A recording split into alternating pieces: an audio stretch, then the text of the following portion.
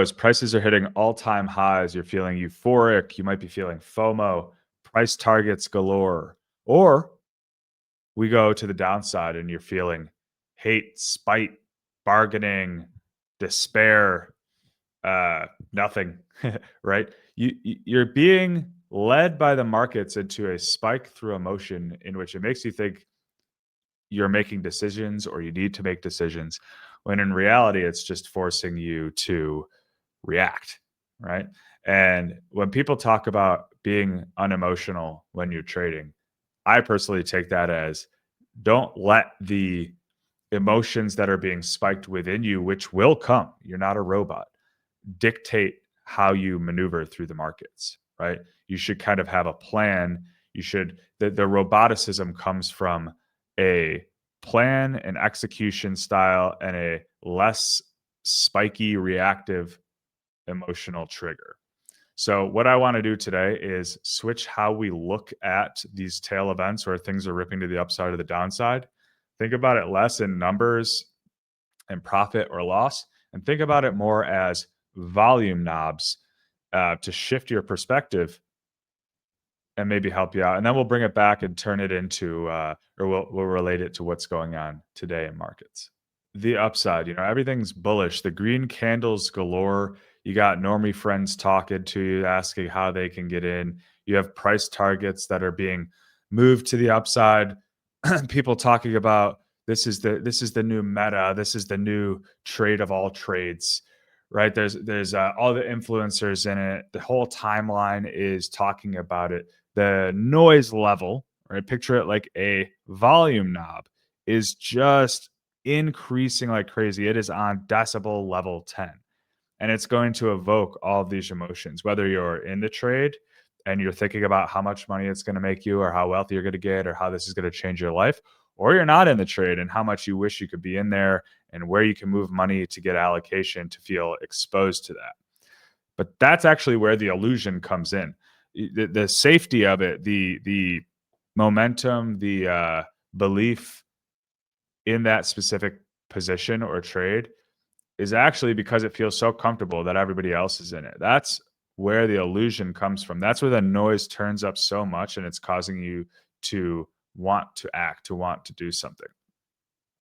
On the opposite side of that, you have a market that is just dumping. Like let's take Bitcoin for example, right? We're almost 30% off the highs now. It's November 14th, and just over a month ago we were at all-time highs. But now we've had this AI bubble come, the capex spend, the robotics, the energy plays, the Bitcoin miners, all these things have run, and Bitcoin and altcoins and all the things you might be in or your friends might be in have all just gotten wrecked. And everybody's like, you know what? This is left for the dead. The 4-year cycle is over. The Fed's pivoted hawkish. The OG guys are rugging and selling all their coins.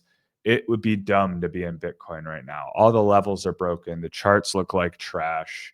Why would you want to be in there? And you are going to hear a combination. Well, it's like you have a volume turned way down on the interest, but you have a volume turned up on the hatred and the price targets moving lower, and the people basically telling you that it's the dumbest thing you could possibly do. And then you have the interest volume is at an all-time low. Nobody's talking about buying Bitcoin. All the people are saying, I might be interested at 75K. I don't want to buy until we reclaim certain levels.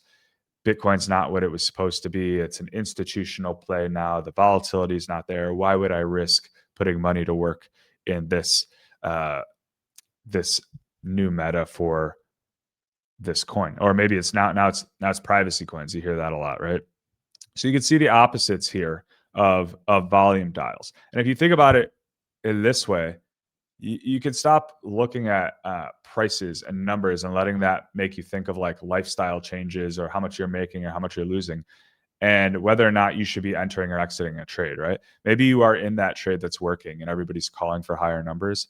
If you notice that decibel level on that volume knob to be extremely high, maybe that should be where you think to yourself, okay, everybody is in that trade now. It is now comfortable. There are less people left to buy that from me at a much higher price, right? So maybe this is where I want to be sidestepping and getting out, or at least taking a portion out, or maybe even the whole position, right?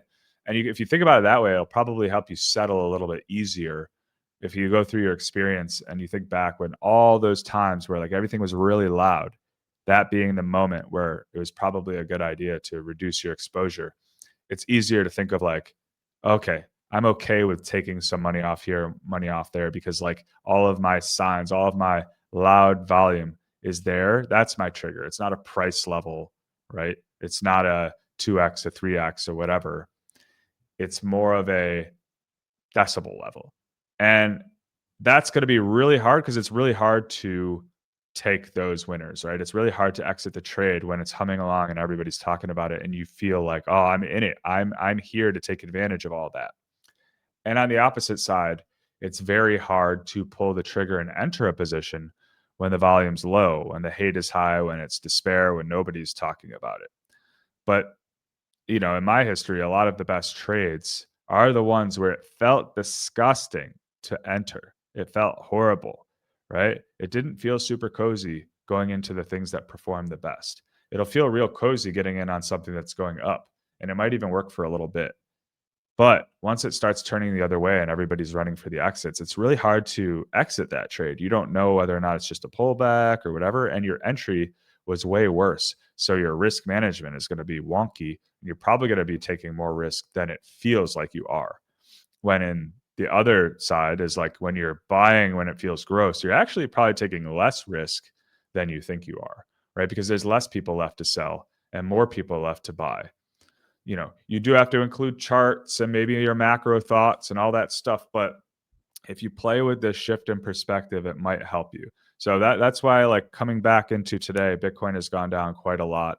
Everybody is calling for the end of the cycle. Nobody wants to allocate until it feels safe, until it feels cozy. And it just seems like nothing can go right for it. You got the Fed kind of pivoting their stance. You have the administration not talking about crypto much. Everything seems to be focused on the AI, the energy plays, the Mag 7. And it's just nobody's interested. Your normie friends aren't talking to you about this. In fact, you feel dumb being in crypto right now. And for those reasons, I bought more this morning. I feel gross about it. I've questioned everything, but these often end up being the spots that I look back and think, thank God my conviction was there. My story hasn't changed. And you're the one that actually deserves, right? You deserve the fruits of the labor. And my risk reward here is much better. I have some specific levels I like. The upside is infinite, and the downside is very much easy for me to decipher. So I hope this helps. I know it's a little bit all over the place, but these are the types of things I think good solid traders and people you want to uh, kind of take bits and pieces from. I listen to other people and how they talk about their positioning and how they look for trades. This is how I've shifted my perspective into volume knobs rather than price targets and charts and zones and all of that.